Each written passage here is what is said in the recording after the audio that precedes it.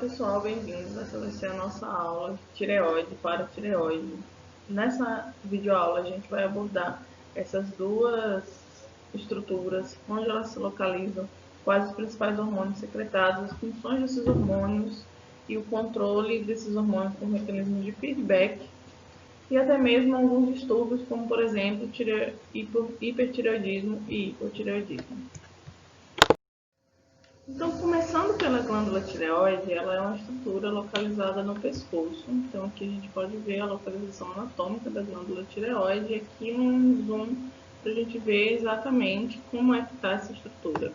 Então, ela está ali no pescoço. Aqui a gente tem a laringe, certo? Logo abaixo aqui a gente tem a tireoide, bem à frente da traqueia. A tireoide ela é composta por diversos folículos e ela já se encontra funcional no ambiente intrauterino. Então, enquanto o feto está em desenvolvimento, ele já tem uma tireoide funcional. Assim que essa estrutura se desenvolve, ela já começa a funcionar, mesmo dentro do ambiente do útero materno.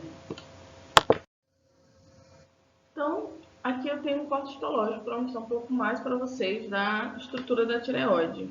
A tireoide ela é composta por diversos folículos, como eu falei, e as células foliculares elas são especializadas. Essas células vão participar da síntese e secreção dos hormônios da tireoide, que são o T3 e T4, a gente vai falar já sobre eles. E aí aqui só para vocês verem, né, as células foliculares ao redor dessa estrutura do lúmen. Esse lúmen ele contém diversas proteínas chamadas também coloide. E é aqui nessa estrutura que vai ocorrer a síntese dos hormônios da tireoide. Bom, como eu falei, os hormônios da tireoide principais são conhecidos como T3 e T4. Eles são hormônios que são produzidos a partir de iodina, um composto derivado do iodo, e daí vem uma grande importância do iodo na nossa dieta. Sem a presença de iodo, a gente não tem a produção adequada dos hormônios da tireoide, a gente vai falar um pouco disso mais para frente na aula. E esses hormônios eles se chamam triiodotironina, é o T3, e tiroxina, é o T4. Nas células-alvo, a maior parte do hormônio que chega como T4 é convertido em T3 por enzimas especializadas chamadas deiododinases. Então, dessa maneira, o T3 ele tem maior atuação na célula-alvo. Você pode esperar maior número de receptores para T3, por exemplo, no interior da célula-alvo. Já o T4 ele tem uma maior atuação e concentração na corrente sanguínea.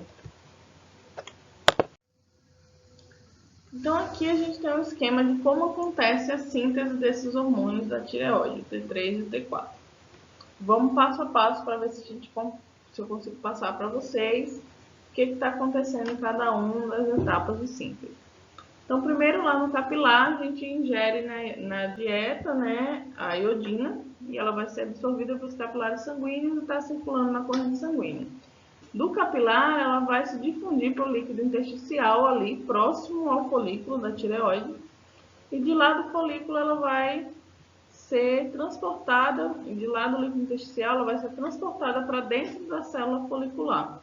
Como é que acontece esse transporte? Então, existe um gradiente de concentração, onde o sódio é mais concentrado no líquido intersticial do que dentro da célula. E esse gradiente cria uma energia para o transporte de sódio. Os transportadores da iodina, eles aproveitam e realizam cotransporte. Ou seja, a iodina ela é cotransportada junto com o sódio, então é um transportador só, que vai jogar o sódio para dentro e junto à iodina, aproveitando a energia do gradiente de concentração de sódio para transportar essa iodina para dentro da célula folicular. Chegando na célula folicular, a iodina ela vai se difundir para dentro do lúmen do folículo. Lá no lúmen do folículo, ela vai sofrer uma oxidação e vai ser ligada a anéis de tirosina que estão associados à proteína tireoglobulina. Então, aqui a gente tem a tireoglobulina, que vai ser essa estrutura em rosa, ligada a um anel de tirosina. E a iodina, ela vai ser oxidada e ligada aqui a essa estrutura. Pode ocorrer a ligação de uma iodina a um anel de tirosina na tireoglobulina ou de duas. E aí é isso aqui que vai determinar se no final esse hormônio vai virar um T3 ou um T4. No passo seguinte, ainda no lúmen do folículo, a gente vai ter essa estrutura, né? Tireoglobulina, anel de tirosina ligado a uma iodina ou duas, oxidada, sendo adicionada lá a uma estrutura com um anel de tirosina e duas iodinas. Se eu tinha do primeiro passo uma iodina só, aí o hormônio vai virar um T3. Se eu tinha duas, ele vai se converter em T4. Após essas ligações, isso tudo está acontecendo lá no lúmen do folículo, certo? Essa estrutura da tireoglobulina lá contendo T3 e T4 vai ser englobada por vesículas, né, na membrana da célula folicular. Então é um processo de endocitose. A célula folicular ela vai englobar esse T3 e T4 através da endocitose de vesículas, e esse T3 e T4 vai voltar então para o citoplasma dessa célula dentro de uma vesícula. Após isso, a gente vai ter a ação dos lisossomos da célula folicular, que vão atuar para digerir a tireoglobulina, quebrando essa tireoglobulina e liberando o T3 e o T4. O T3 e o T4, então, eles são secretados para fora da célula. E aí eles vão para o líquido intersticial e de lá eles vão cair na corrente sanguínea. O processo, né, da digestão da tireoglobulina pelos lisossomos deixa livre alguns aminoácidos. Esses aminoácidos eles vão ser reaproveitados na síntese de nova tireoglobulina lá na célula folicular. Essa tireoglobulina ela vai ser transportada de volta para o lúmen do folículo, onde ela vai poder participar de mais um ciclo de síntese de hormônios da tireoide. Bom, agora que a gente viu como que os hormônios da tireoide são sintetizados, vamos conversar um pouco sobre o controle da função da glândula tireoide. Então, o controle da glândula tireoide ele pode se dar por feedback. Então, o hipotálamo e a hipófise eles apresentam um papel importante na estimulação da glândula tireoide, e os hormônios da tireoide dão feedback para a ativação do hipotálamo e da hipófise. Então, vamos olhar aqui nessa imagem, certo? O hipotálamo ele vai sintetizar o TRH, o hormônio liberador de tireotrofina. Esse hormônio liberador ele vai ser carregado através dos vasos sanguíneos até a adenohipófise, que vai então ser estimulada a sintetizar o hormônio tireoestimulante. O hormônio tireoestimulante cai na corrente sanguínea, chegando até a tireoide, estimulando a síntese dos hormônios da tireoide pelos folículos. Quando os hormônios da tireoide caem na corrente sanguínea, eles dão um feedback negativo tanto para a adenohipófise quanto para o hipotálamo. Então, quanto maior a concentração de hormônio da tireoide na corrente sanguínea, menor a ativação da síntese e liberação de hormônio liberador de tireotrofina e de hormônio tireoestimulante pelo hipotálamo e pela hipófise. É um mecanismo que a gente chama de feedback negativo. Porém, algumas coisas podem acontecer que façam com que esse controle da função da glândula tireoide saia um pouco do normal. Uma dessas coisas é a exposição da glândula tireoide a altos níveis de hormônio tireoestimulante, TSH. Então, quando você tem algum problema na adenohipófise e ela passa a não reconhecer a presença dos hormônios da tireoide na corrente sanguínea, pode ser que ela continue sintetizando TSH mesmo com os hormônios ali presentes na corrente sanguínea. Isso pode acontecer também devido a problemas lá no hipotálamo, que continua sintetizando TRH e mandando para a adenohipófise, fazendo com que ela sintetize mais TSH, vai depender do caso.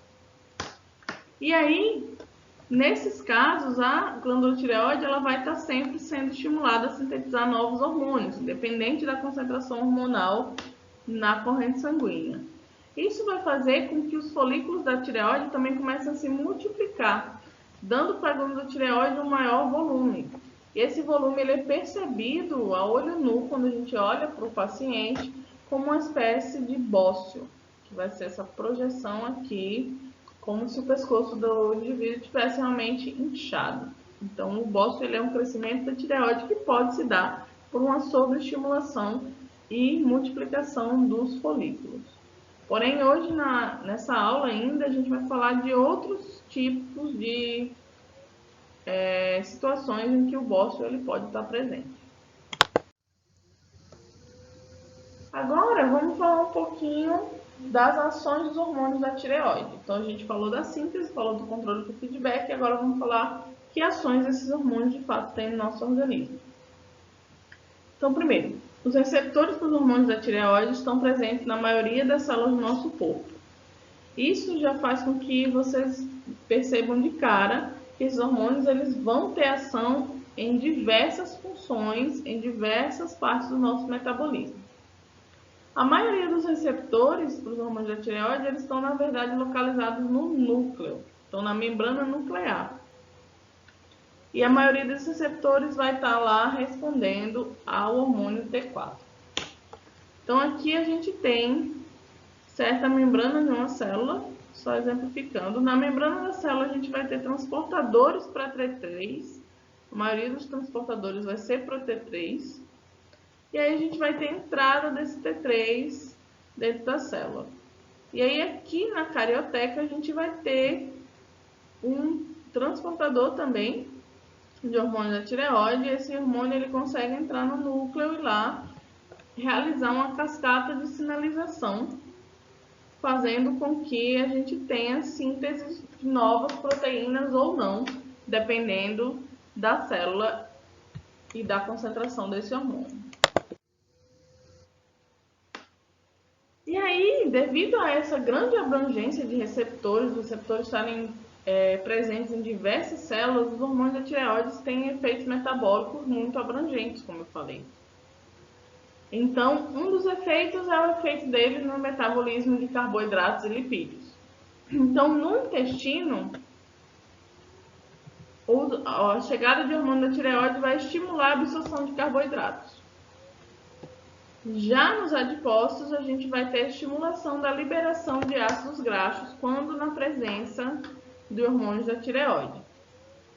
E se a gente olhar para o metabolismo como um todo, a gente tem uma maior concentração de hormônios da tireoide ligada a uma taxa metabólica mais alta. Então, quanto maior a secreção de hormônio da tireoide, mais você acelera a sua taxa metabólica. Além disso, os hormônios da tireoide vão ter efeitos na estimulação do funcionamento de bombas de sódio e potássio. Então, quando eu tenho hormônios da tireoide, quando eles estão presentes na célula, eu vou ter um maior funcionamento de bombas de sódio e potássio. Se vocês lembrarem, a bomba de sódio e potássio ela necessita de energia para funcionar. Então, ela quebra ATP em cada ciclo de funcionamento dela. Isso faz com que a energia também se dissipe das células em forma de calor. Então, dessa maneira, os hormônios da tireoide eles também estão ligados à regulação da nossa temperatura corporal. Quando eu tenho maior presença de hormônio da tireoide, eu tenho maior funcionamento das bombas de sódio e potássio, maior gasto de ATP, e isso faz produção de calor.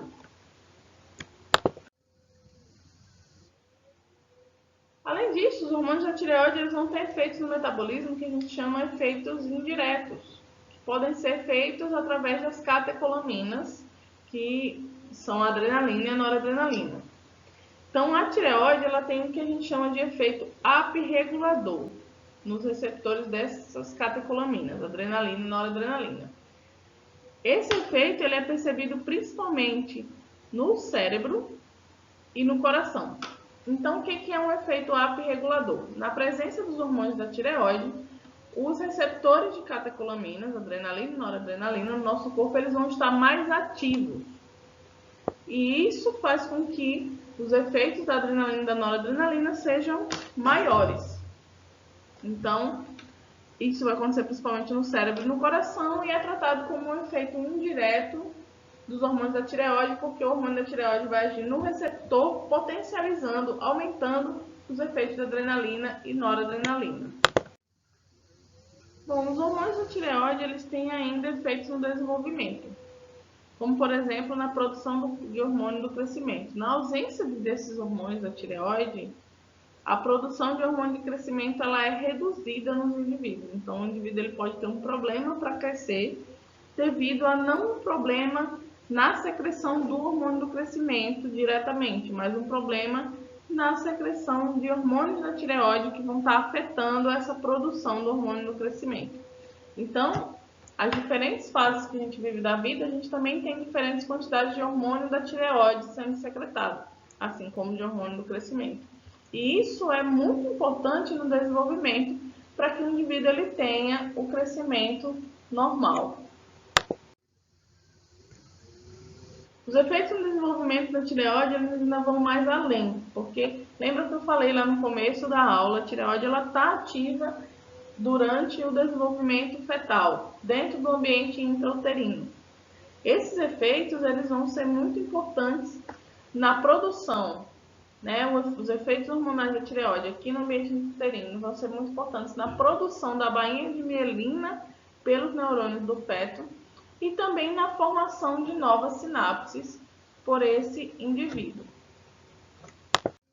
Assim, o desenvolvimento do sistema nervoso central ele é muito dependente da presença dos hormônios da tireoide. No entanto, o bebê no ambiente intrauterino ele ainda recebe hormônios da tireoide da mãe. Dessa forma, o indivíduo ele pode ter hipotireoidismo congênito e aparentar ser um recém-nascido normal, porque a mãe está provendo ele com os hormônios da tireoide que ele necessitava até aquele momento. No entanto, indivíduos que possuem um problema na formação da tireoide, ou seja, no desenvolvimento da glândula, ou mesmo algum defeito em uma das enzimas, das etapas de síntese dos hormônios da tireoide, eles podem ter o que a gente chama de hipotireoidismo congênito, ou seja, eles já nascem com hipotireoidismo. Esse hipotireoidismo congênito, ele pode resultar numa doença chamada cretinismo, que é uma doença na qual o indivíduo ele tem o seu desenvolvimento físico e cognitivo prejudicado devido à ausência dos hormônios da tireoide. Hoje em dia, a gente tem mecanismos que nos permitem identificar isso ainda no recém-nascido e o recém-nascido já iniciar o tratamento com hormônios da tireoide, diminuindo drasticamente os efeitos desse hipotireoidismo congênito. Um desses mecanismos é o teste do pezinho, que é feito em larga escala aqui no Brasil, inclusive pelo SUS. O teste do pezinho ele mede diversas coisas. Uma das coisas que ele vai medir é a presença dos hormônios da tireoide no sangue do bebê, fazendo com que assim o hipotireoidismo congênito ele possa ser diagnosticado muito cedo e o bebê ele consiga receber o tratamento adequado para ter um desenvolvimento normal para a sua faixa etária. E aí, vamos continuar falando um pouquinho mais então sobre o hipotireoidismo. A gente falou lá do hipotireoidismo congênito, mas agora vamos falar do hipotireoidismo nos adultos. Então, o hipotireoidismo nada mais é, como eu falei, níveis plasmáticos, né, níveis no sangue, de hormônio da tireoide mais baixos do que o esperado, normalmente. Em adultos, 95% dos casos acontece por perda ou por alguma espécie de dano aos tecidos da glândula tireoide. Mas em alguns países, está dentro também desses 95% dos casos, a falta ou o consumo muito baixo de iodo na dieta. Então, nos Estados Unidos, por exemplo, eles têm muito problema de tireoide ligada a baixo consumo de iodo na dieta. Aqui no Brasil, isso não é um grande problema para a nossa dieta, porque a gente consome sal iodado. Então, o sal iodado ele já supre a quantidade de iodo que é necessária para a produção dos nossos hormônios da tireoide. Por isso, a deficiência de iodo na dieta é muito rara no nosso país. E a maioria dos casos aqui está realmente ligada à perda ou algum tipo de dano aos tecidos da tireoide. O hipotireoidismo, ele pode também resultar no bócio. Então, lembra que eu falei da formação do bócio lá ligado ao mecanismo de feedback ainda no começo dessa aula. Então, como, né, a gente tem a liberação do TRH pelo hipotálamo na adenopófise, que libera o TSH, que estimula a glândula tireoide. E aí a gente tem a secreção dos hormônios da tireoide, realizam um feedback negativo quando chegam lá e inibem, né, essa alça hormonal, inibindo aqui a produção do TRH e do TSH. Quando eu tenho uma baixa produção de hormônios da tireoide devido a algum dano nos tecidos da glândula, ou mesmo a falta de alguma enzima para alguma das etapas do processo de síntese, eu não vou ter a atuação desse mecanismo de feedback. Então, o meu hipotálamo e hipófise, eles vão continuar secretando TRH e TSH. O TSH vai continuar estimulando a glândula tireoide.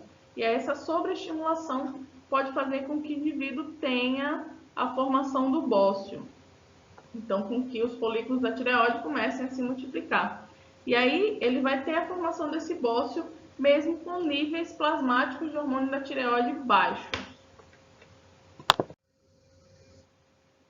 Então, destruição de tecidos da glândula tireoide pode ocorrer por células T, que são células de defesa do nosso organismo. Essa doença autoimune, ela se chama doença de Hashimoto e ela é mais comum em mulheres. Então, em mulheres, ela tem uma prevalência maior do que em homens. E a doença de Hashimoto, as células T, elas vão destruir células, né, da glândula tireoide, células dos folículos da tireoide, prejudicando essa síntese hormonal e fazendo com que você não tenha aqui a quantidade de hormônio necessária para realizar o feedback negativo.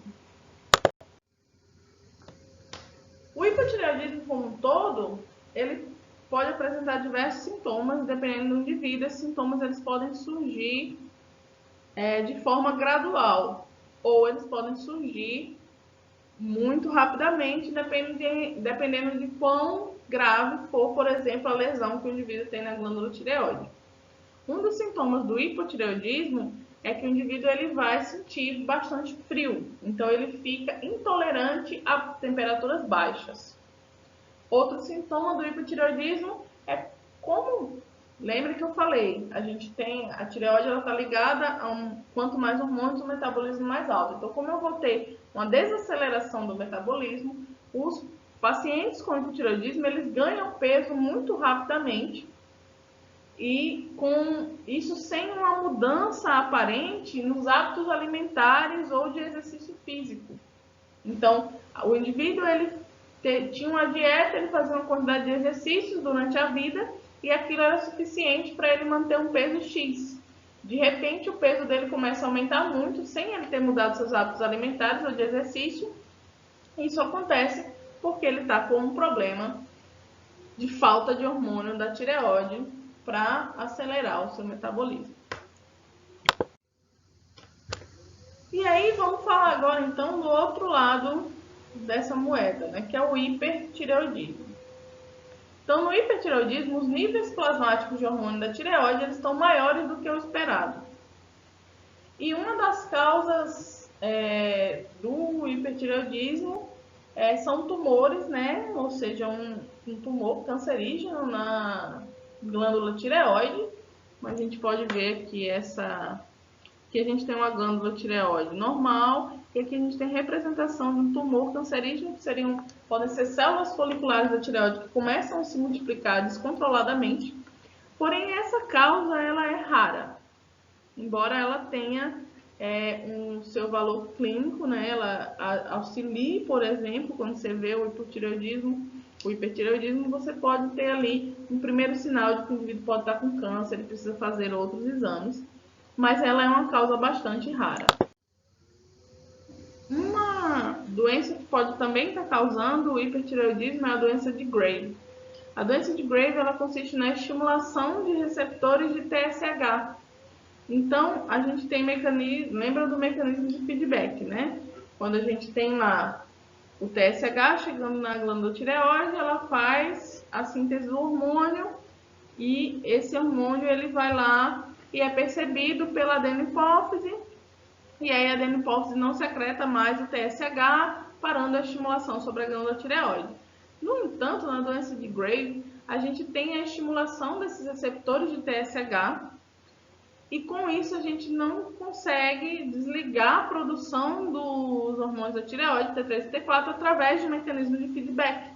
Então, independentemente de você ter altos níveis sanguíneos, o receptor de TSH ele vai continuar sendo estimulado, e essa estimulação vai fazer com que a tireoide continue produzindo mais hormônios e como causa uma sobreestimulação da tireoide, com esse receptor sendo estimulado mesmo na ausência do hormônio TSH, a gente vai ter a multiplicação dos folículos e a gente tem também a presença do bócio.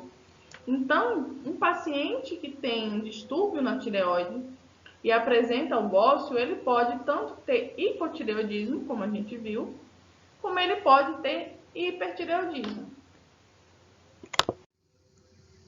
Sintomas comuns do hipertireoidismo. Calor, então o paciente ele fica intolerante a temperaturas mais altas. Devido ao aumento do seu metabolismo, ele também começa a queimar calorias muito rapidamente, então ele começa a perder peso muito rapidamente, mais uma vez sem nenhuma mudança na dieta ou em hábito de exercício, então sem nenhuma causa aparente. A perda de peso é alta em pacientes com hipertireoidismo.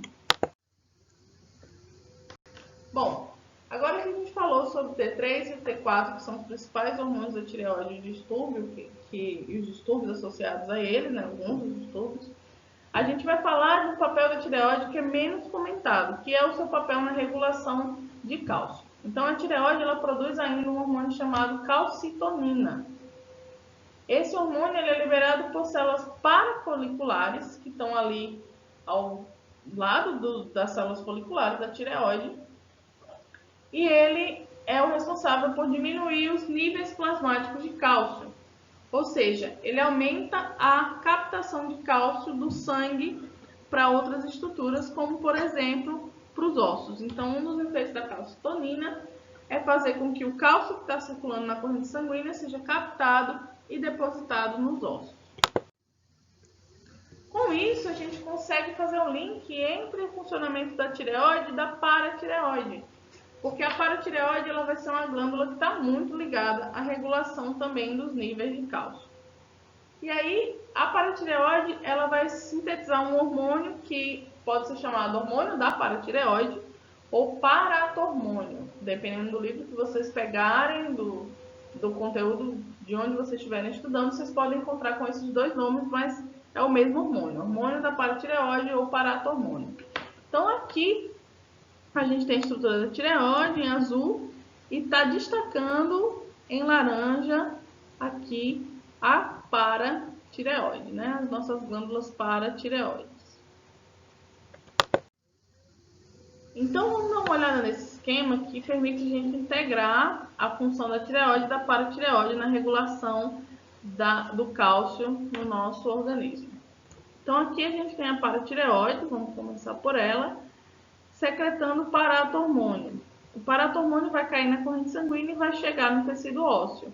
Lá no tecido ósseo, o paratormônio ele vai estimular a liberação de cálcio do osso de volta para a corrente sanguínea. Então, essa estimulação vai ser uma espécie de feedback também. Quando o nível de cálcio plasmático estiver baixo no capilar sanguíneo, a paratireoide ela vai ser estimulada a secretar o paratormônio, que vai agir no osso, liberando cálcio para aumentar esses níveis de cálcio sanguíneo. Quando eu tiver um nível de cálcio alto na corrente sanguínea, esse nível de cálcio alto vai estimular a tireoide a secretar calcitonina, e a calcitonina ela vai atuar fazendo com que haja maior absorção de cálcio pelos ossos, ou seja, o cálcio ele vai passar da corrente sanguínea e vai ser depositado nos ossos. Então, esses dois hormônios, o paratormônio e a calcitonina, eles têm que estar ali funcionando em níveis ótimos para manter a homeostase e a estrutura do tecido ósseo adequada. Então, o paratormônio ele vai induzir a formação de 1,2 de hidroxivitamina D, aumentando assim a absorção de cálcio e fosfato também no intestino. Esse efeito é um efeito indireto, então lá no intestino a gente vai ter o aumento da absorção de cálcio e de fosfato pela presença da 1,25 de hidroxivitamina D.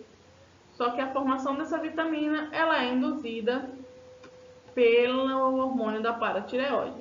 E aí isso faz com que o nível plasmático de cálcio aumente também. Então o paratormônio, ou hormônio da paratireoide, ele vai estar sempre relacionado ao aumento no nível de cálcio plasmático.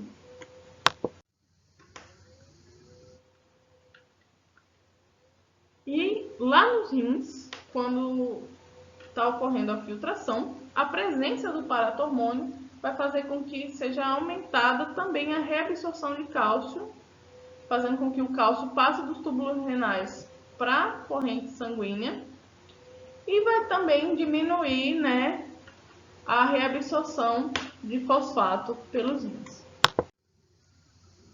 Aqui eu tenho só mais um esquema para resumir essa atuação dos hormônios da paratireoide. Então a gente tem aqui as paratireoides, secreção do paratormônio, atuando no osso para liberação de cálcio na corrente sanguínea, atuando nos rins para aumentar a reabsorção de cálcio e atuando no intestino de forma indireta através da 1,25 de hidroxivitamina D para aumentar a absorção de cálcio no intestino. O efeito global é presença do paratormônio, aumento da concentração de cálcio na corrente sanguínea. Essa aula de tireoide e paratireoide, eu acho que como um todo ela mostra muito a importância do equilíbrio das concentrações hormonais para a homeostase. Porque se você olhar para a tireoide, muito hormônio da tireoide, hipertireoidismo, dá uma série de complicações para a vida do paciente. Hipotireoidismo também. Então os hormônios eles têm que estar num ótimo para funcionamento do organismo e do metabolismo dentro da homeostase. Já a paratireoide, ela se conecta muito com a tireoide na função da regulação dos níveis de cálcio. Então o paratormônio ele vai estar atuando para que os níveis de cálcio plasmático eles estejam dentro da homeostase. Assim como a calcitonina. Então quando eu tiver baixa nos níveis de cálcio no sangue, eu vou ter mais secreção do paratormônio pela paratireoide. Quando eu tiver uma alta nos níveis de cálcio, eu vou ter mais secreção de calcitonina pela tireoide. Isso faz com que o organismo se mantenha em homeostase.